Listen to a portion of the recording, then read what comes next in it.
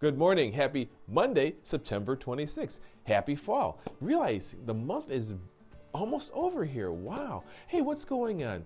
Well, last week, did you see that a passenger punched a flight attendant in the back of the head on an American Airlines flight? Boy, passengers, come on. You know what? An American Airlines flight a number of years ago, they kind of oversold the flight. It was about 1 o'clock in the morning, flying from Los Angeles to Chicago. I found myself, with the exception of the takeoff and the landing, having to stand on the flight because there was no real vacant seat for me. The person next to me really required 2 seats due to their body build.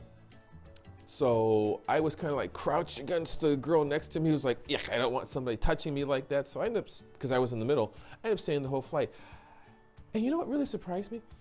As soon as the flight got off the ground and I stood up, I went back to the galley and I said to the flight attendants, is there any other place for me to sit? Because I really can't sit in that seat.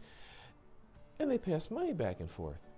And I'm like, okay guys, why are you passing money? And they said, we put a bet to see how long it would take you to stand up because your seat was not a seat that was sittable.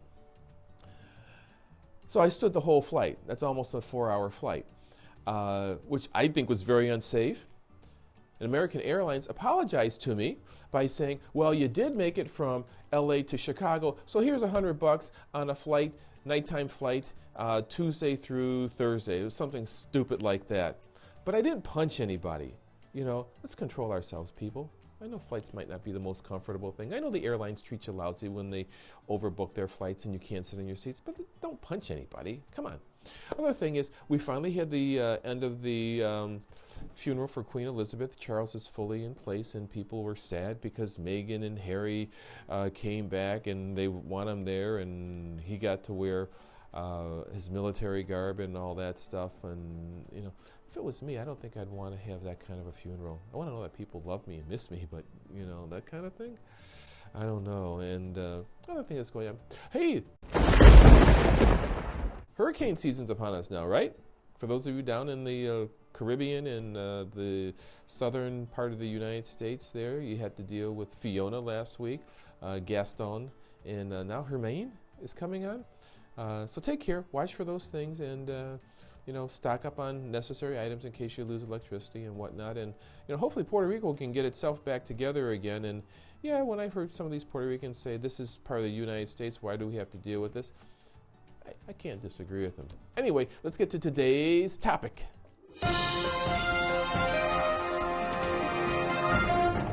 So last week, Michelle and I attended a workshop, and maybe of you have had the privilege of talking to Michelle or not. Mostly she's behind the scenes. She does a lot of my internet. She publishes these videos for you.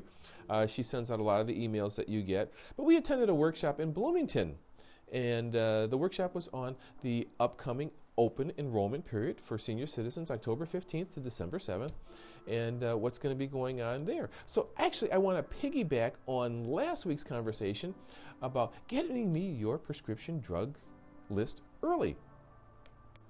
So a big part of the conversation was on prescription drugs and the reclassification. About 500 prescription, not quite 500, prescription drugs are going to be reclassified for next year. They're going to be going typically down in tiering. So for example, if you have a tier 3 medication, there's a good chance, very, very good chance, it can become a tier 2 medication. About 500, as I said, on standalone prescription drug plans. Do you have a standalone prescription drug plan? Well, most likely the answer to that question will be yes if you have a separate Medicare supplement policy. On the other hand, if you have a Medicare Advantage plan, a lot of those medications, they said about 300, will be reclassified, typically down.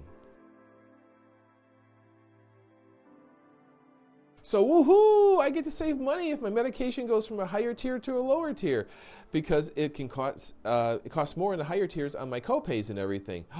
But you know what? You might also be able to save money on premiums.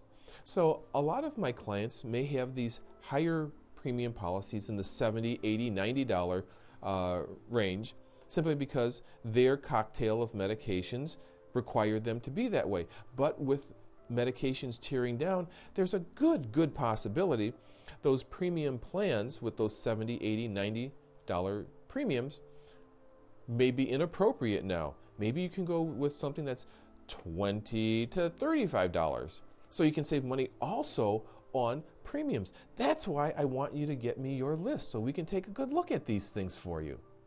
Another change that's going to happen for next year is with Medicare Advantage plans, there's going to be a lot more talk about dental, vision, and hearing. You might hear it as DVH. There'll be other things in the Medicare Advantage plans and even the Medicare supplements, the silver sneakers, the mutually well, the health club benefits. So that might be something that you're interested to talk to me about too. Does your plan have that? Or can you get a plan that has that? Maybe so. Yeah, so, lots coming down the pike here, big changes. My number's at the bottom of the screen, my email address. Don't hesitate to pick up the phone. How do they do it? Give me a call. Don't hesitate to email me. Follow those up with phone calls because you know what? I might be suffering from email overload in the near future here. And we'll talk to you about what's in your best interest, as always. So what's going on at the MLD agency? Well, I can see a lot of you have been reading the emails that, once again, Michelle has been sending out to you because you've been calling me on your property and casualty, your home, your auto, your umbrella plans. Did a lot of quoting of that. We've been able to save people some good money. In a couple cases, we recommended they stay put. Never made the recommendation that they stay put based on premium. It's based on the fact that maybe they're in a better situation for their circumstances and not the smartest thing to do to make a change. Never had that conversation based on premium. Why? Because my premiums are typically the better premiums. Anyway, other things that are going on. Last week we renewed a group on their health insurance. We were able to save a group almost $11,000 just by providing good service to them. So, groups, don't hesitate to give me a call. Maybe you could be one that we're working with. And we were able to help a couple people with their marketplace insurance. Drug card and a Medicare plan. So been very busy last week, and it's not even open enrollment yet. Anyway, look forward to hearing from you. Until next week, take care. And don't punch anybody in the back of the head.